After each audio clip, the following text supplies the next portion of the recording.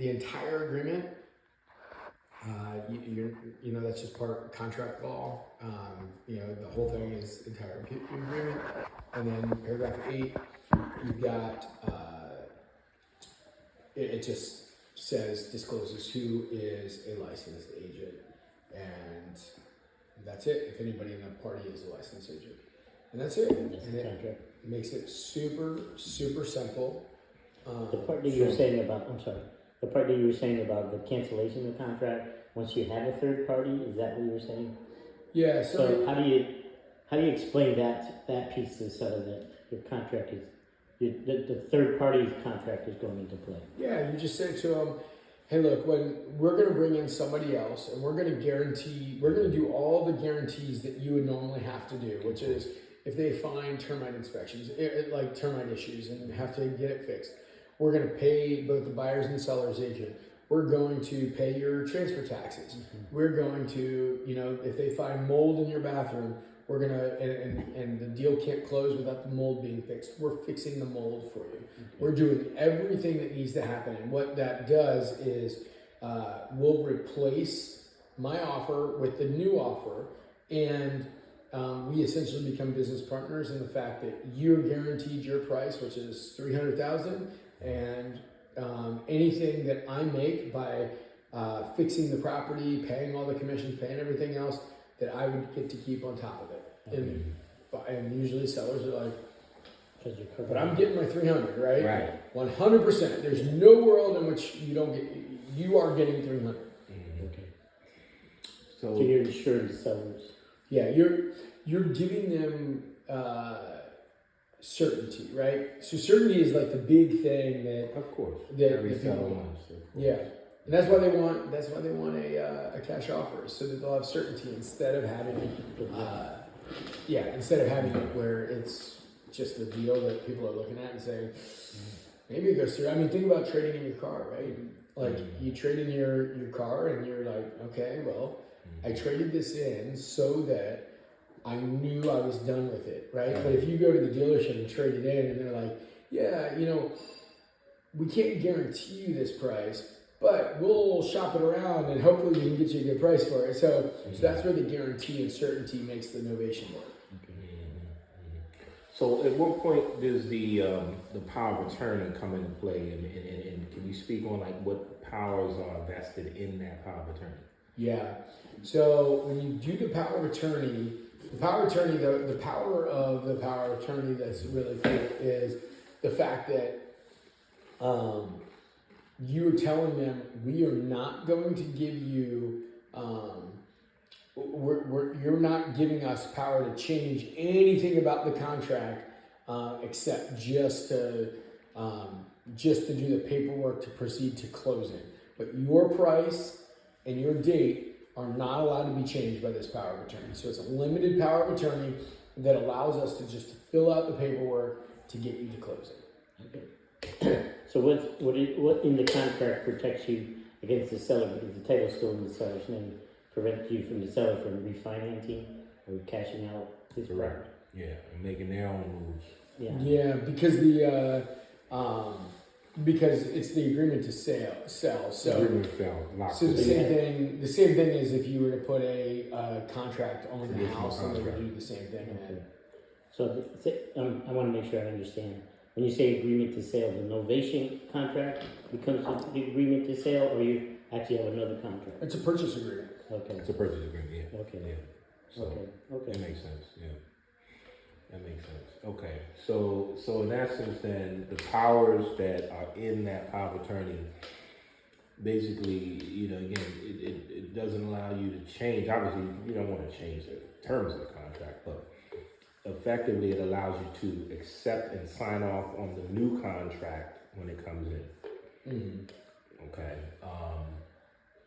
Which is pretty strong. And that allows it so that the seller doesn't look at it. Like, then you can have the big spread, and it's no big deal. But a lot of times it's harder to get the power of attorney. But if you do get the limited power of attorney, then you can have the spread as big as you want, because you're the one just signing on behalf of the seller. Because the seller is the one that has to sign each of these pieces. I was going to ask next, if we have the agreement to sell, why do we need a power of attorney?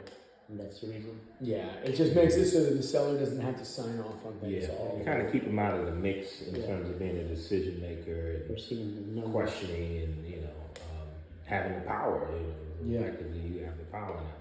And as somebody that, I want to do right by everybody, right? Like, so I never want to, like, I hear some people being like, oh, that's, it's kind of like ways that they take advantage, like, but no, that's not it. What we're doing is Keep the things going. allowing the process to go the way that they had agreed to, and we all had agreed to Sure. from the very beginning. So that's all the power of attorney does, is allow us to keep the process going so that they are doing what they agreed to.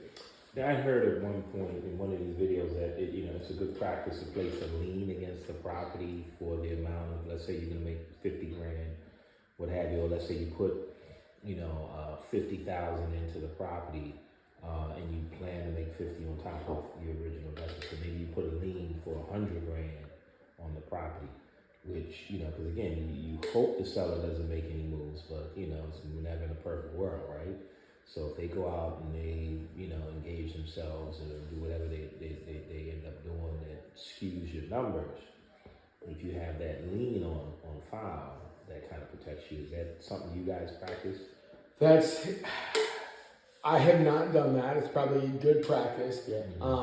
It's harder to get a seller to agree to a lien because it's way more permanent than anything else. Like other stuff, they're like, yeah, if it goes wrong, then we're done. But once a lien's on a house, a lien's on the house, right? Yeah, but couldn't that be embedded in the contract originally so that, again, the whole idea is to have, deal with somebody that has some level of motivation, right? Yeah. And then maybe you can speak on that because, obviously, if they're not willing to come down too far in price, the level of motivation might be mediocre at best, right?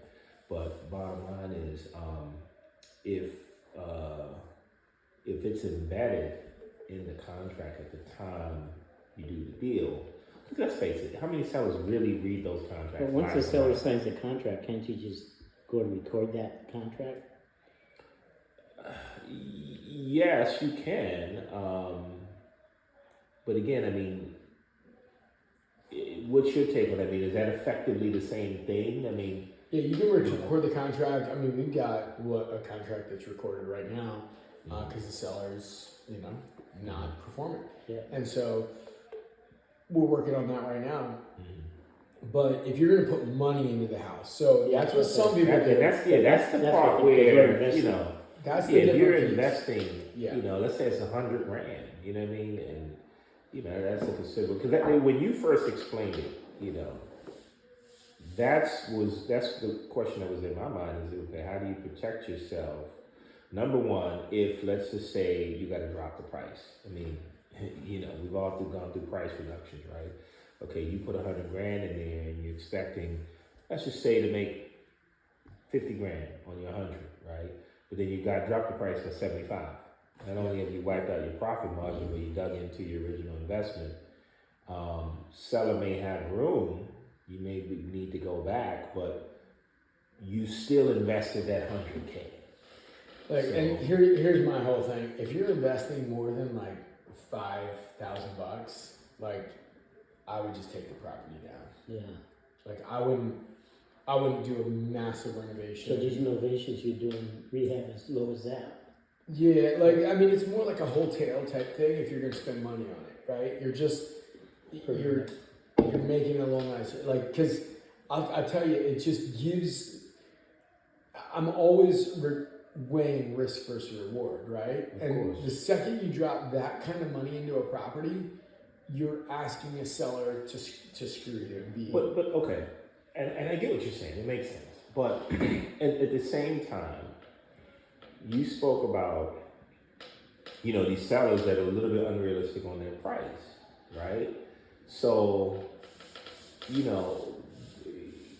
a scenario like that where the property does need work, but yet the seller's unrealistic on the price, would you not do a novation? No, I'm not going to take down a property. I'm not going to do a deal where I'm putting $100,000 into it on a spread that is not really big. Okay. The more money you're putting into it, the more Yeah. risk you have. And the Yeah. more risk you have, the bigger your spread has to be. Right. So okay, let's say there's a spread. Let's say there's a spread of, I don't know, 300,000, right? But you're just a little bit off from what a lender would fund. Let's say the lender wants you to have an LTV all inclusive, let's just say 70%, right? But based on the way the numbers break out, you're not quite at 70, you're more like 72 or 75, right? So it's kind of like borderline. You could do it, you know what I mean? But it does require the repair. But if you could do Novation and save that front end cost, that's sort of the magic pill to make the deal work. And I hear what you're saying on the risk reward thing, but it maybe it's a volume thing. Maybe it's being able to pick, okay, this one doesn't work, but this one works. You know what I mean? But I'm just trying to figure out, like, what would you do if you're faced in that scenario where the numbers are very close, and if you could save, but you still have to put the money in. You know what I mean? Or do you just say, look, I'd rather just walk away from something like that? Yeah. If the numbers are close and you have to put the money in, it's not something I want to do. Like, Warren Buffett's number one rule is don't lose money. Don't lose money, and of course. when you're putting that kind of money in without a big spread, the chances of losing money go way up. Because anybody that's done much in the way of construction, this house took 2 years to build, right? I've got a lot of reasons why it took 2 years to build, but the reality is, if this was like a 2,000 square foot house, we could have fixed those things really fast. But the more you're spending, the more you're doing, the more chances things can go wrong. Yeah. The more chances things can go wrong, I have to have a bigger spread.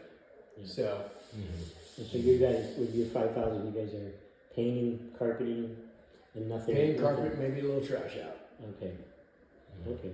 And you're pushing those mainly to end user buyers through the MLS. Absolutely. Okay. Yeah.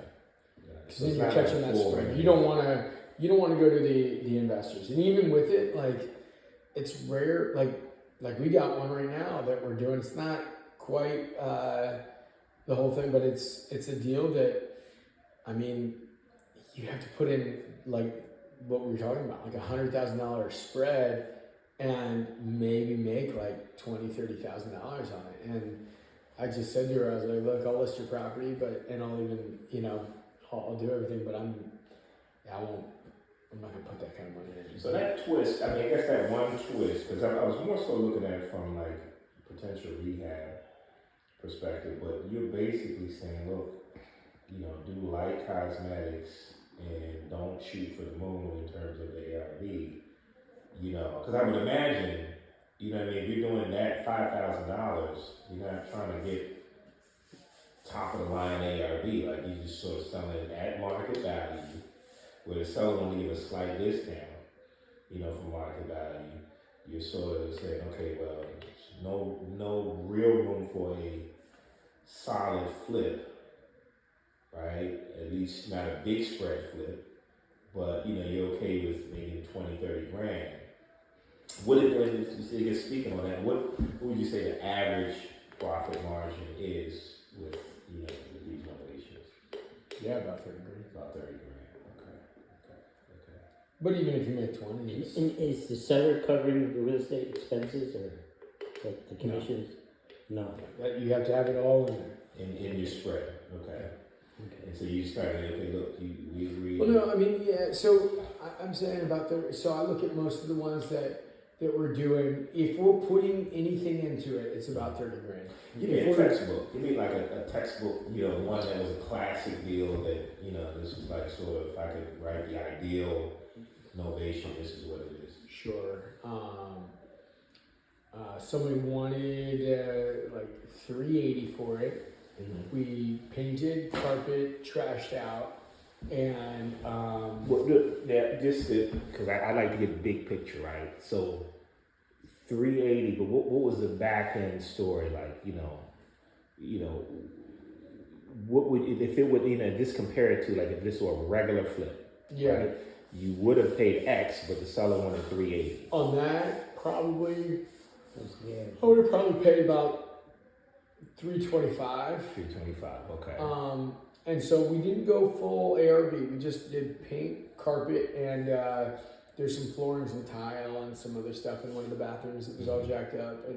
And I think we ended up putting in about 20 grand into it. So it ended up being right at like 400. And then you've got your agent fees that you're paying on both sides. You've got your you got your transfer taxes. And so that brings you to like right around 425, and I think we sold that one for 450. And so that was the deal. So we ended up making like 25 grand. So playing devil's advocate, right? Let's say that 450 needed a reduction, right? Let's say the 450, you know, you had some challenges, maybe it wasn't being marketed correctly, I don't know, right? Yeah. But you had to go through a reduction. And you put in how much? 20 grand. 20. Okay. So you into about 400, right? So let's just say you had to go through a $25,000 reduction, right? Obviously, you didn't get your money back in that instance, but let's say your profit margin is wiped out. Can you go back to that seller? You know, I know everything's negotiable, but have you seen that happen when you had to go back to the seller and say, hey, look, you know, we had to reduce the front end, so we got to now reduce the back end so I can still make what I'm expecting to make too? We've never gone back to the seller. So what you agreed to sell, that's it. Yeah. It's in stone. Okay. Yeah. If anything, that's what I was thinking. You just take a less of a cut, right? Yeah, that one was like a townhouse, and the comps were super clear, and we hit exactly what we thought we'd hit. And it was, That's why doing your numbers in the beginning. So more often than not, you don't have to go through those reductions to get the back end value. Just be super strong and super conservative on your numbers. On the numbers, okay. Yeah, and that's the biggest problem. Let's be honest. That's the biggest problem with all the investors is like a house that, you know, the conservative number is 450, and they're like, oh, I could get 500, and then they base the numbers on 500, and then it's like, you know, then they spend, you know, 445 all in, and they're shocked that they made 5 grand versus like thinking they were gonna make 55, and you're like, it's your own fault for not being like. I think that's. I mean, I'm glad we're having a conversation because it's shifting things for me from looking at it from a rehab perspective to this is more of a traditional deal in essence, because you're sort of stepping in the shoes of the seller and doing a traditional deal with market preparation, right? That's all it is. You know, you're doing a traditional deal with, you know, as a realtor, we walk in and say, oh yeah, you need to do this and do that, and we give them a laundry list of like 10, 20 things, whatever it might be. And once those things are done, then okay, you're ready for market. So it's like getting the seller in that instance that doesn't want to do the things, and you do them as long as the numbers make sense on the front. So this helps. And that's another thing. If the seller is there, you also want to do way less if they're not leaving the house, because let's be honest, the reason the house looks like the house looks is because the seller's living there, right? And they're okay with a house that looks like that, and so. You know, you don't want to spend all your money, and then next thing you know, all the walls are smudged with like kids and it changes, and they say, "Well, I like the way the house looks now. I want to stay." Yeah, no, it makes sense. Oh yeah, it makes sense. Exactly. That's the other thing. Yeah. So that's where you just need to protect your interests and know that when you don't have full control of the house, like you do when you own it, outright. You want to do the best you can with what you have, right? Like what is the best spread as far, and it's not just money, right? Your time is really important too. So if you can be trash out, paint, carpet in like 3 days, and you're on the market that weekend, like versus like, you know, how long is a normal flip? It's usually like 8 months. I mean, 4 weeks. I mean, 8 weeks typically. Yeah, I was gonna say 3 to 6 weeks, but I've seen like up to 8 weeks a lot, and so the cash cycle there is way longer. And so even if you make, let's say you go 8 and weeks, you got the crews to come through and do that kind of. Yeah. But if you go 8 weeks versus 3 days, I mean, just think about how many more deals you can do when your mind is focused on finding the next deal versus like just figuring out that deal right there. And so you're pretty much looking for that property that doesn't need much repairs. that you can turn around quickly, and then turn around. And you do a lot of these deals, and your cash flow is gonna keep coming in even more because you're getting a lot of deals happening. Right. So it's not the big rehab deal that we were talking about before. Mm-hmm. Yeah. Okay.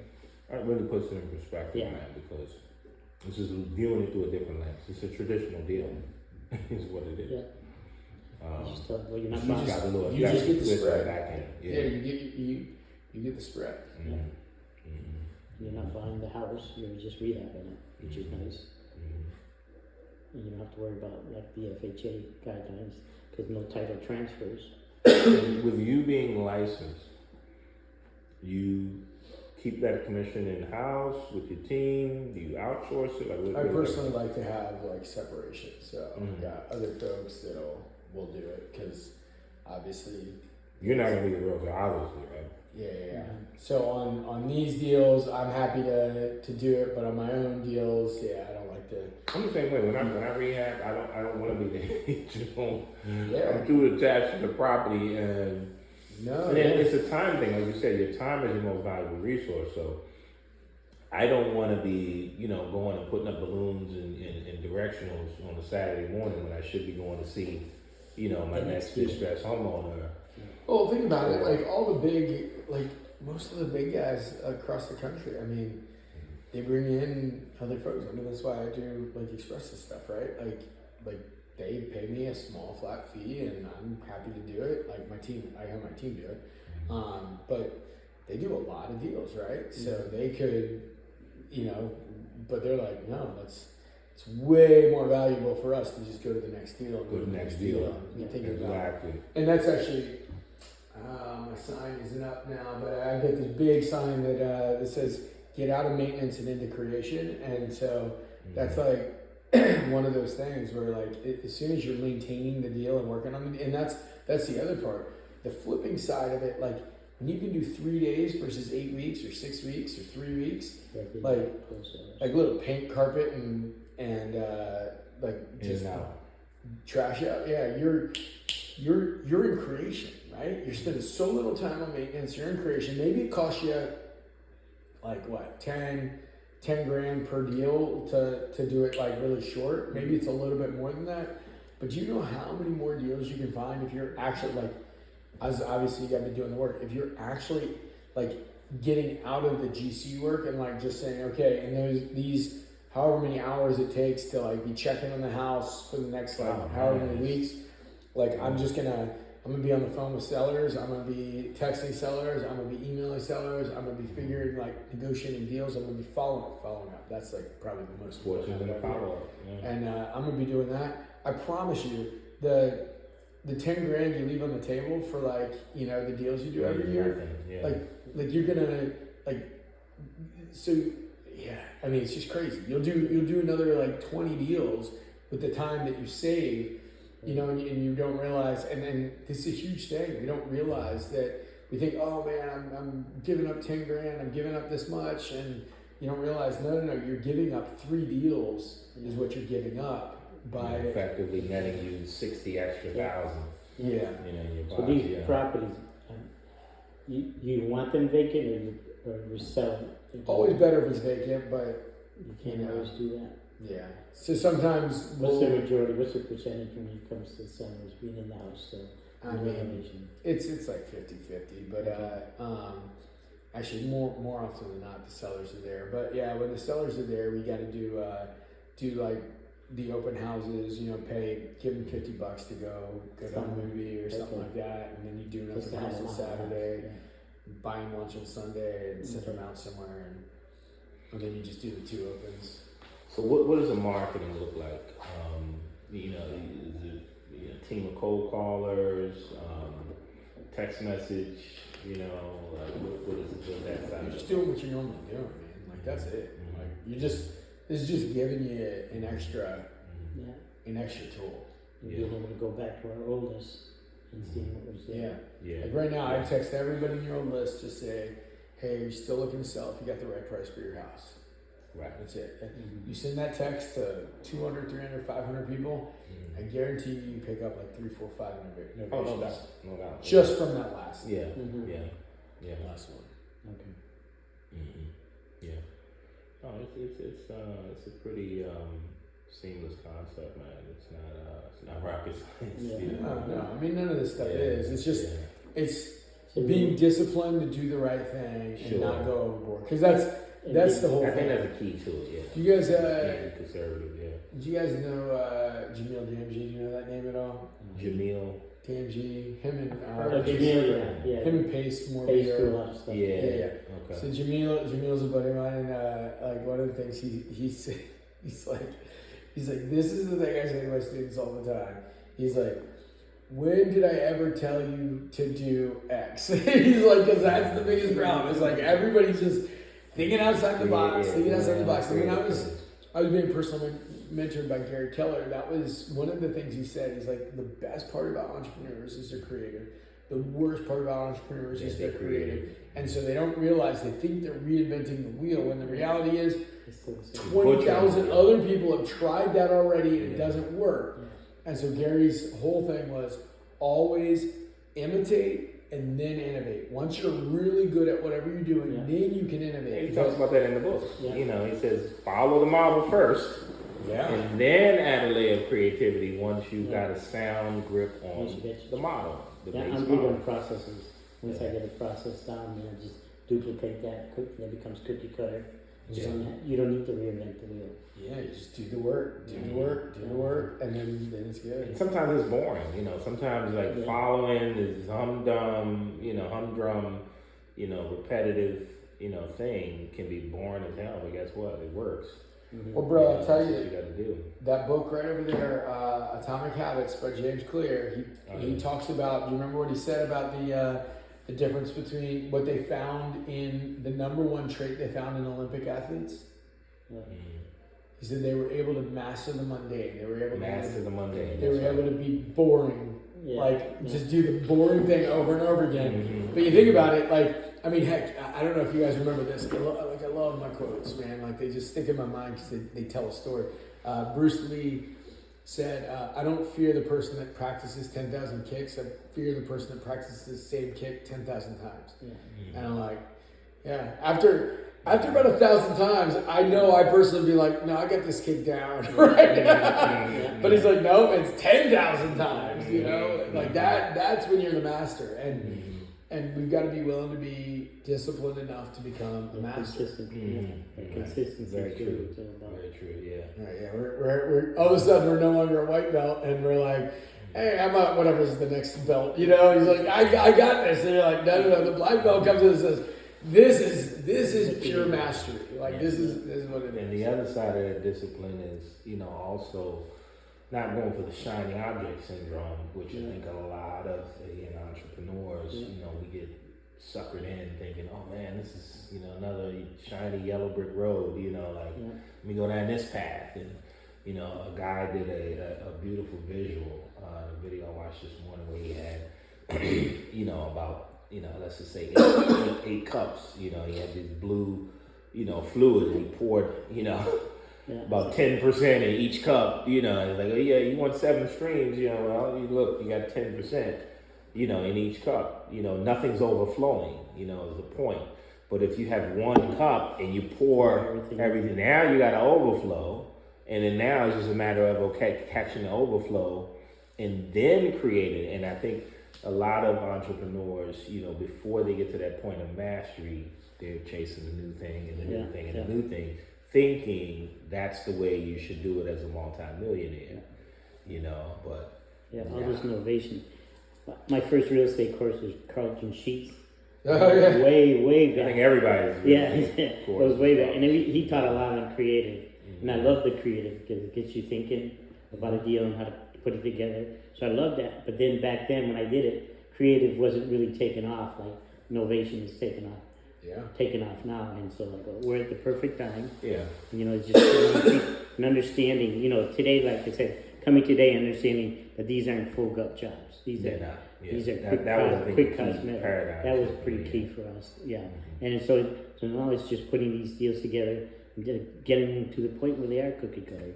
And it's going through our list and seeing what was there, see what we couldn't put together, and then put it together. Yeah, what I said to Terry, because Terry had a deal, there's an agent involved in it, Yeah, right? And so, yeah.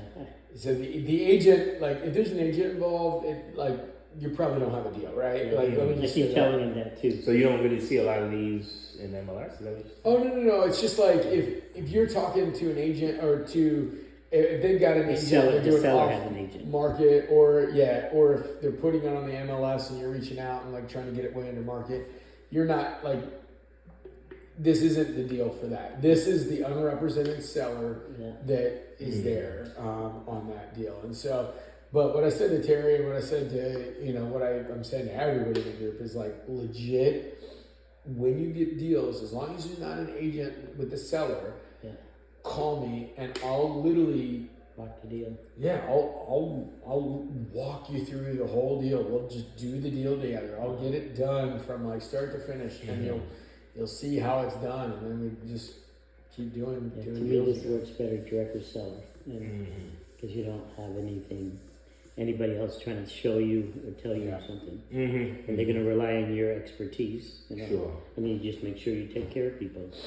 And that's my whole thing. Like I feel like the agent business is getting like a little shaky because there's so many people that don't add any value, and I'm like, oh, this is the value I'm adding to everybody. Is like I'm showing you how to do this. Like I'm like this is $1 million conversation if you do it right. And so because you think about it, you're like you do your fix and flips, but for every one fix and flip, there's probably 19 where people are willing to sell, and there's probably 4 or 5 that you could have locked up as a novation, right? And so if you think about that 4 or 5, and let's say instead of like a big like juicy spread, you're talking about like a paint carpet throw it back on, it's like an extra like 20 grand. That's still another 100 grand a year. Like that's not chump change, right? Like, and that's for every flip, you got 5 extra 100 grand. So let's say you guys really go after the marketing or whatever you're doing to get the deals, and you do that 10 times, that's $1 million a year just from the novations, not including whatever you make from your fix and flips. And when you present your contract to the sellers, have you had sellers say, I want my attorney to review the contract, and they just sometimes. So you've had that sometimes? Okay. Yeah. Because I can see people nervous because they're not. Oh yeah, they're not attorneys. So the big key is you walk line by line, and you just talk it through with them. Okay, that's true. Yeah. So how can we benefit you? Obviously bringing deals, but what other ways I'm beneficial to work with you? Yeah, no, for me personally, like obviously I'd love to, be the agent on the Novation deal, right? Like that's what that's how I make money on these things. But the other thing, obviously I own part of the title company, so the title thing is good, but both of these things are like, for me, the important thing here is like, I want to add value. Title, we want to add value, right? Like all of this, like, being able to add value and make deals work. I'll tell you, like, that's what we do. It's like just. And your title company here in Virginia, or where are they? Virginia, DC, Maryland. Okay. Yeah, they're based in right next to the courthouse. I don't know if you know where the red hot and blue is by Fairbanks County Courthouse. Okay. But yeah, usually they'll do remote closings. So like wherever people are, they'll just go to the office, go to Starbucks, go wherever it is. If it's Okay. Odenton, Maryland, they'll just drive out there and do the closing out there or whatever. So bringing the closings, and what's the name of the company again? AEDIS title. AEDIS? Yeah, AEDIS. AEDIS? AEDIS. Yeah, AEDIS. Okay, AEDIS. All right. Okay, so bringing the closings there, and then potentially, the listing on once it's fixed up. Well, yeah, yeah, exactly, and working through the whole process to get it done. Like I'll from the get go, like legit, don't try to figure it out on your own. Like that's the whole thing. Like I mean, it's not rocket science. So once you've done a couple of them, it's no big deal. But like that's my whole thing. It's like Right. don't figure it out on your own. So let's say someone's learning, they have a deal, you walk them through, what kind of split would be ideal in the scenario out there where you're sort of the coach and looking over the shoulder to make sure everything's done correctly? Listen, I'll just list the deal. 6% listing, and I'll just list the deal. And that's totally it.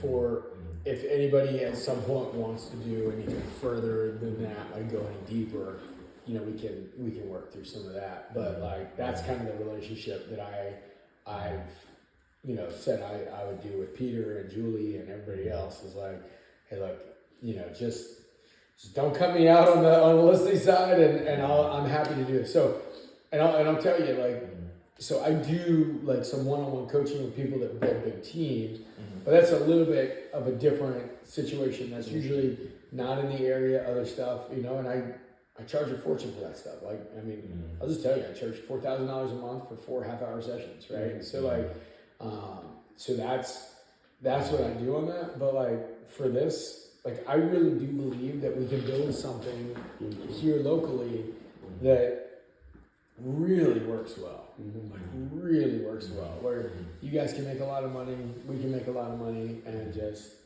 we kick butt together. Okay. Sounds good. Sounds good. Okay. All right. Well, we're definitely glad we had a chance to meet with you in person. And I see that you're a neighbor. Yeah. You're right here, man. And you guys like horses at all? Yeah. Well, I can't ride horse. I don't have a knee in this left leg. Oh I no. was running in the Marine Corps and it bent backwards on me. Oh. They did 6 surgeries trying to fix it, couldn't fix it, so they just removed the knee. So I was solid bone. Dang. Yeah. All right. Well, if you like them, at least you pet them on the way out. I got a couple Yeah, horses over there. Yeah. Okay. How many? Is that I why just two. Is that why your wife was petting my Mustang? Probably. Yeah. I was looking at her. I go, "What are you doing?" And she goes, "I'm petting this Mustang. I don't like this car." So it's an equestrian neighborhood. So like a lot of people have horses, and one of our neighbors, we hosted a neighborhood party last night, and one of our neighbors came over. He just got a Ferrari, and so we're like, well, his wife has a couple horses. He had to get one of his own. A whole lot of them. Yeah. That's very respectful. His horse is a little bit more. Oh yeah. Cool. Well, thank you, Chris. For Yeah. This is good. And legit, like early in the process, bring me in, and So I'll walk you through. So we make the initial contact with the seller. We find out what they're looking at numbers wise. Then contact you and get you in. Yeah, if it looks like a deal, give me a call. I'll look up at to it. 85%. You were saying, right? From 80 to 85%. Yeah. And here's the thing, like a lot of times when I coach people on this, like a lot of people get frustrated because they think they got a deal, and then we look at it and I'm like, I think your ARV is off. I think the spread is a little bit, whatever. It's not quite there, and so I'm gonna tell you real talk, and even if it bursts the bubble a little bit, better that than getting into something that's a mess. Yeah. But once you start getting in the groove and you see and you can just look at it and know, and because I'll be able to know in 5 minutes, like, hey, this is a deal, this isn't a deal, whatever, and then we get it out there. And percentage of ARV, ideally, it would be between 70 To 80. to 80. 70 to 85, depending on the deal. If it's if it's a grandma's house, you can go 85, no big deal at all. Like, you just pop that puppy on And like, is the tempo of that particular marketplace, does that help to dictate how high you can go? Like The hotter- DC, for example, you probably stretch it up to depends 85. on the DC area. Like if it's Georgetown, if it's Kalorama, if it's hot market. Petworth or Noma, it's Sure. good. If it's not, then Yeah, you don't be in Southeast, you get shot Dairy at. Farm, roughly MLK. So okay, all right, I get it. Okay. This is good. Yeah, my area is Virginia, so Northern Virginia. So Yeah. Northern Virginia's hot. I'll tell you what, you throw anything up on the market, Oh, yeah. polished dog turd on the market, you can get a couple offers. Exactly. So Yeah. cool. Yeah. Okay. Well, thank you. Thank you for letting us record too. Oh yeah, no worries. Yeah. Although this didn't connect to the network for whatever reason, so I'm recording off of that, but got as much as I could on there. We're gonna pass that on to the rest of the group. So they can Yeah. see. And hopefully we answer all the questions. So. Cool. Thank you for letting us come to your home. Yeah, no, And absolutely. cheese and crackers too. Yeah. I'm